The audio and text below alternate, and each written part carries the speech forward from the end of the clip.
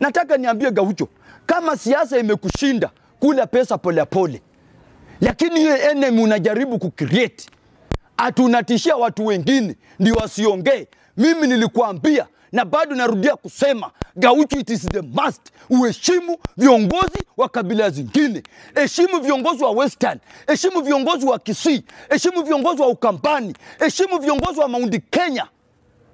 Haitakuwa kila wakati wewe unakuja kuleta ukabila kwa social media kusema ati Ruto atatangaza saa 12, nyinyi wewe Wajaluo na Waluya na Wakalenjin mkimbie paka Thika Road kungoja Wakikuyu kupiga. Hiyo ni kitu mbaya sana. Na bado mimi narudia, Gaucho, hiyo kitu ni mbaya sana. Na kondom mbele ya umati, mbele ya media, mchana saa 7:05. Nasema hiyo kitu Gaucho uliongea ni mbaya. Umetuzi natembea kama ni rika yako. Natembea is not your age. Natembea ni mtu mkubwa hii Kenya. Natembea ni president wa county. Lazima heshimiwe. Sio ya kwamba ukituzi natembea, sisi tukiongea unapanga guns kupiga watu.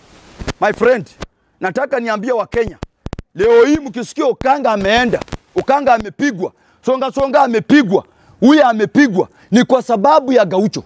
Hakuna mtu mwingine. Hakuna mtu mwingine. Na niko na evidence.